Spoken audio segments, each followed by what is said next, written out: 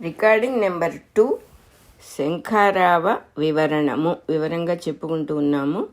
చివుకుల రవిశర్మ గారు ఈ పీఠిక రాశారు. అలాగే చివరిలో కొన్ని అధ్యాయాలు కూడా చివుకుల రవిశర్మ గారే పూర్తి చేశారు. మాస్టర్ గారు రాయకుండా వదిలేసిన భాగాలు అన్నీ ఆయన పూర్తి చేశారన్నమాట. లోకంలో ప్రతి వ్యక్తి కూడా ఆనందంగా ఉండాలి అని కోరుకుంటాడు. కానీ తను కోరిన ఆనందం వేరు, తనకు అవసరమైన ఆనందం వేరు అని గ్రహించలేరు ఎవరు కూడా. అట్లా గ్రహించగలిగితే, అట్లా తెలుసుకోగలిగితే, అంటే తన కోరిక వేరు, తనకి నిజంగా అవసరమైంది వేరు అనేది కనుక నిజంగా తెలుసుకోగలిగితే వాళ్ళు అసలైన ఆనంద పదమున అంటున్నారు. పదము అంటే ఆ బాట, ఆ ఆనందం అనేటటువంటిది తెలుసుకోవటం మొదలయ్యేటటువంటి మొట్టమొదటి స్టెప్ అన్నమాట. అడుగు పెట్టగలుగుతారు అక్కడ, నిజమైన ఆనంద పదంలో అడుగు పెట్టగలుగుతారు అంటున్నారు. పరబ్రహ్మ స్వరూపంగా చెప్పబడిన ఆనందం అనుభవించటమే నిజమైన వేదాంతం అని పండితులంతా కూడా అంటారు. కానీ ఇది ఒక స్థాయిలో సత్యమే కానీ సంపూర్ణమైన సత్యం కాదు ఇది అంటున్నారు. ఒక స్థాయిలో అంటే ఒక పర్టిక్యులరు స్టెప్లో సత్యమే, కరెక్టే. బ్రహ్మ వస్తువు అనేదే, బ్రహ్మానంద స్వరూపం అనేటటువంటిదే నిజమైన ఆనందం. కానీ అందరికీ అది సత్యం కాదు. అది ఒక స్థాయిలో సత్యం, అది ఒక పద్ధతిలో ఒక స్టేట్లో సత్యం అవుతుంది, కానీ సంపూర్ణమైన సత్యం కాదు. లౌకిక జీవులకు కావాల్సింది వాళ్ళ స్థాయిలోని ఆనందమే. ముఖ్యంగా అసలు మామూలు సర్వసాధారణమైన సామాన్య మానవుడికి ఏం కావాలి? తన జీవితంలో తనకు జరిగే విషయాల్లో దొరికేటటువంటి ఆనందాన్నే వాడు ఎక్కువ ఆస్వాదించగలుగుతాడు. ఇంతకంటే మంచిది ఇంకేదో ఉంది అని చెప్పినప్పుడు వాడు పరిగెత్తుకెళ్ళి దాన్ని పొందాలని అనుకోడు. అసలు అది ఏమిటో కూడా తెలియదు కదా వాడికి. పరబ్రహ్మ స్వరూపము, బ్రహ్మానంద స్వరూపం అంటే అది ఏమిటో తెలియదు కదా. తన స్థాయిలో తనకి దొరికే వాటి చిన్న చిన్న ఆనందాలనే ఎక్కువ ఇష్టపడటం అనేది చాలా సహజంగా జరుగుతుంది ఇక్కడ అని చెప్పి చెబుతున్నారు. ప్రతి వ్యక్తికి వాడి స్థాయిలో ఆనందం అదేదో తెలిసే మార్గాన్ని ప్రసాదించే వాళ్ళే పరమ గురువులు. అక్కడి నుంచి పట్టుకెళ్తారనమాట. పరమ గురువులు చేయబట్టుకొని వాడిని కొంచెం మిఠాయి తినిపిస్తూ, చాక్లెట్లు ఇస్తూ పిల్లల్ని ఎలా అయితే చెప్పిన మాట వినేట్టు చేసుకుంటామో ఆ రకంగా అసలైన ఆనంద స్థాయిలోకి మెల్లమెల్లగా అసలు ఆనందం అంటే ఏమిటో రుచి చూపిస్తూ తీసుకెళ్తారు. అట్లా తీసుకెళ్లే వాళ్ళు, ఆ మార్గాన్ని తెలియజేసే వాళ్ళే పరమ గురువులు అని చెప్పి చెబుతున్నారు. ఏ వ్యక్తికైనా సరే తను కోరింది దొరికితే అది ఆనందం అనుకుంటాడు, అది దొరక్కపోతే దుఃఖపడతాడు. కానీ దొరికినా కూడా పొందినా కూడా చాలా తాత్కాలికమే కదా. అది అయిపోవటం, మళ్ళీ ఇంకో కోరిక కలగటం, మళ్ళీ అది అయిపోవటం, మళ్ళీ ఇంకో కోరిక కలగటం. ఈ రకం ఈ మెరుగో రౌండ్లోనే తిరుగుతూ ఉంటాడు. ఈ సంసార బంధము నుండి, అంటే ఎప్పుడైతే ఇది మెరుగో రౌండ్ అయిందో అదే రిపీట్ అవుతుంది. అంటే మనం ఎక్కడికో వెళ్ళాలనుకున్నాం కానీ దోవదలేక అక్కడే రౌండ్గా తిరుగుతున్నాం. ఎక్కడికి ఆ చక్కర దాటి వెళ్ళలేకపోతున్నాం. అందులో నుంచి దాన్ని సంసార బంధము అంటున్నారు. ఎక్కడైతే ఇరుక్కొని ఉంటామో, ఏదైతే దాటి వెళ్ళలేమో అదే సంసార బంధం. ఆ చక్రము ఆవృత్తమగుట అయిపోతుంది అంటున్నారు. ఆవృత్తం అంటే మళ్ళీ అదే చక్రం అయిపోతుంది, అక్కడే తిరుగుతూ ఉంటాం. కానీ అంటే ఒక కోరిక తీరుతుంది, మళ్ళీ ఇంకో కోరిక కలుగుతుంది, మళ్ళీ అది తీరుతుంది, మళ్ళీ ఇంకోటి కలుగుతుంది. దీనికి అంతంటూ ఉండదు, జరుగుతూనే ఉంటాయి ఇవి. ఈ సంసార బంధం నుంచి ఒక్కసారి విమోచన చెందవలసిన స్థితి, దీంట్లో నుంచి బయటికి రావాల్సిన స్థితి ప్రతి జీవికి కలుగుతుంది తప్పకుండా అని చెప్పి చెబుతున్నారు. అప్పుడు మొట్టమొదటి బంధచ్ఛేదనం అంటే బ్రేక్ త్రూ కలిగించేవాడే గురువు. మన లోపలుండే చేస్తాడు. బయట కొంతమందికి జరగవచ్చు బయట గురువు ద్వారా, కానీ అసలు బయట గురువు ద్వారా జరిగినా కూడా జరగవలసిన మార్పు లోపలే జరగాలి కాబట్టి, లోపల నుంచే రావాలి కాబట్టి. ఎందుకంటే బయట వేరుగా కనపడుతూ ఉన్న వాళ్ళు మనకి నిజంగా ఎవరు ఏది చెయ్యలేరు. చెయ్యవలసిన వాళ్ళము, దానిలో ప్రవేశించవలసిన వాళ్ళము మనమే. ఆ బంధ ఛేదనం కలిగించి ఆ రుచి చూపించి ఆ దోవలో ప్రవేశపెట్టేవాడు గురువు అని చెప్పి చెబుతున్నారు. ఒక వ్యక్తి నాది నేను అనుకుంటూ ఏవో జీవిస్తూ ఉంటాడు.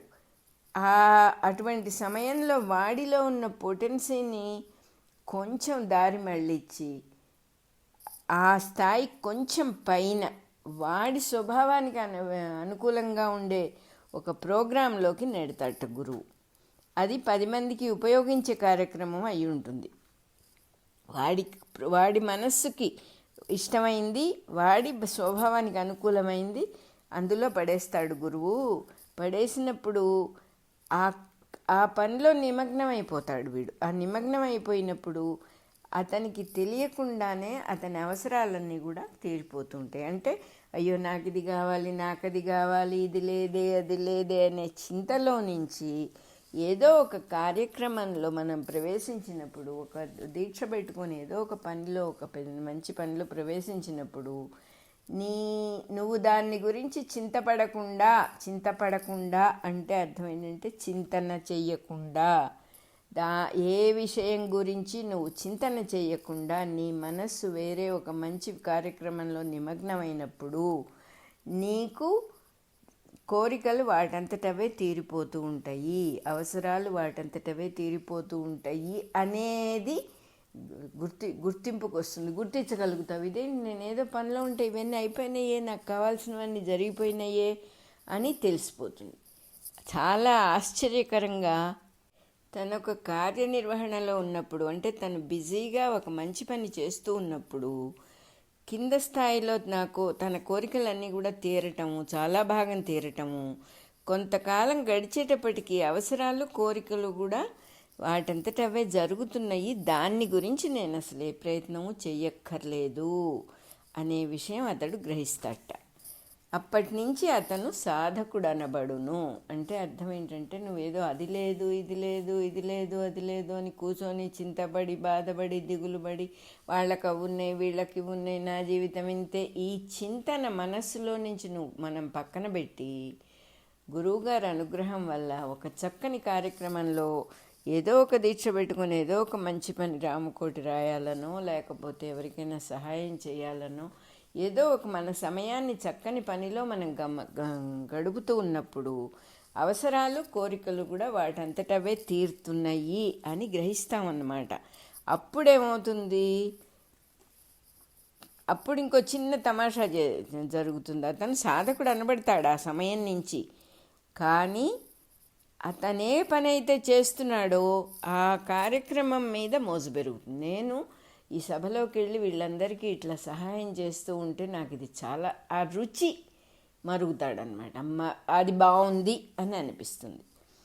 అది బాగుంది అని అనిపించిందంటే ఏ విషయమైనా సరే అక్కడ ఇరుక్కోవటం అనేది మనకి చాలా సహజంగా జరుగుతుంది. మానవులకి ఏది బాగుంది అనుకుంటామో అది మళ్ళీ మళ్ళీ చేద్దాం అనిపిస్తుంది, అక్కడ ఇరుక్కోవటం అనేది చాలా సహజంగా జరుగుతుంది. కాబట్టి మళ్ళీ గురువుగారు ఆ స్థాయికి కొంచెం పై స్థాయిలో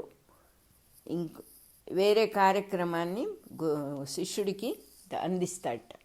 ఇదంతా బయట గురువుగారు ఇట్లా రా అని పిలిచి ఏదో చేయటం కాదు. నీ జీవితంలో ఒకసారి సాధకుడు అనేది స్టార్ట్ అయిన తర్వాత ఇంకా గురువు ఆ చేయిని వదలడు.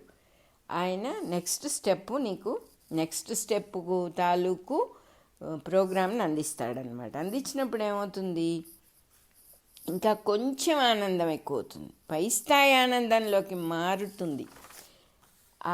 ఒక సమయం వస్తుంది మనకి, రేపటికి ఇంకా ఎన్ని నేర్చుకుంటానో, ఇవాళ నేను నేర్చుకున్నాను ఏంటి, ప్రతి క్షణం ఏదో నేర్చుకుంటున్నట్టుగా ఉంటుంది తెలియకుండా. అంటే మనసులో ఒక రకమైన వికాసం, ఒక ఫ్లవరింగ్, ఒక పువ్వు ఎలా విచ్చుకుంటుందో మనసు అలా విచ్చుకోవటం అనేది మనకే తెలుస్తుంది అనమాట ఆయన యొక్క అనుగ్రహం వల్ల. అందువల్ల కింద స్థాయి ఆనందంలో నుంచి పై స్థాయి ఆనందానికి మారేటటువంటి మార్గంలోకి గురువు మనల్ని చేస్తాడు. అదే సాధన, నిజమైన చక్కని సాధన అది అని చెబుతున్నారు.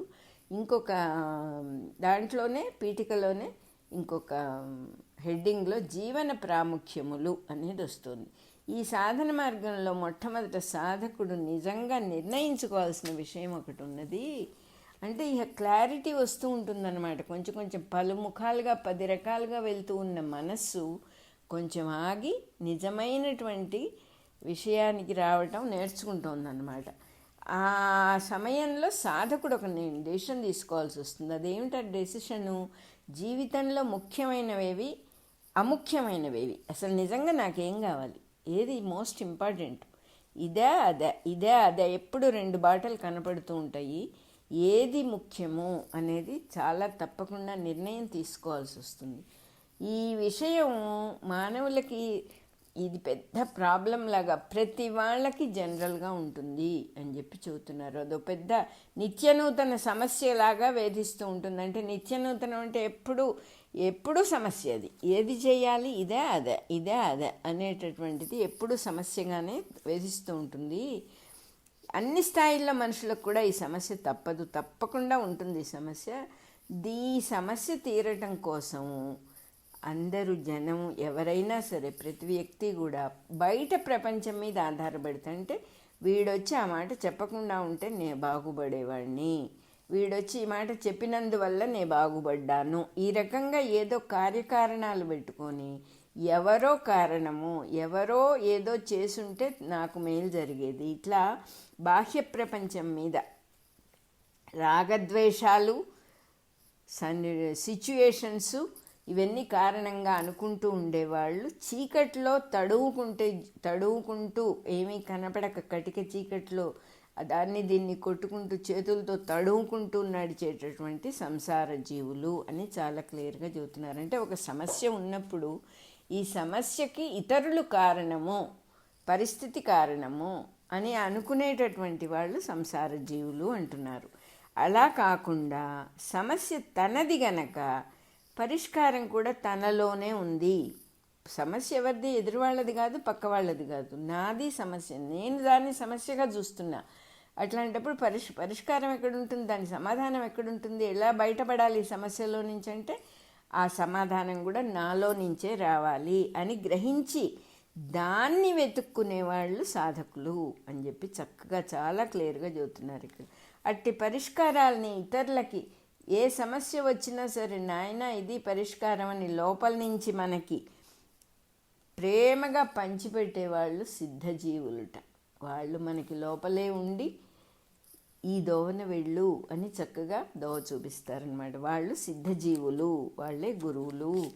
ఈ కింద స్థాయి నుంచి పై స్థాయి వరకు మానవులందరికీ మార్గదర్శకము కాగల సర్వ సమగ్రమగు మహాగ్రంథము అంటున్నారు. అన్ని స్థాయిల వాళ్ళకి కూడా సర్వసమగ్రం అంటే అన్నీ ఉంటాయి. దాంట్లో ఈ సబ్జెక్ట్ లేదు, ఈ సబ్జెక్ట్ ఉంది అనేది లేదు. పరిపూర్ణమైన మహాగ్రంథం మొత్తం ప్రపంచం మొత్తంలో కూడా, మొత్తం సాహిత్యంలో ప్రపంచం మొత్తంలో ఉన్న అన్ని పుస్తకాలు, అన్ని గ్రంథాలు, అన్ని మతాలు అన్నీ తిరగేస్తే కూడా ఒక్క గ్రంథమే ఉన్నది అన్నిటికీ సమస్యలకి పరిష్కరించేది. అదే మహాభారతము. అదే మొత్తం సారమైన ఆ గ్రంథంలో ఉన్న భగవద్గీత అనేటటువంటిది. అదే మనం ఇప్పుడు శంఖారావం అనే పేరుతో చెప్పుకుంటూ ఉన్నాము. రికార్డింగ్ నెంబర్ 2 అయిపోయింది.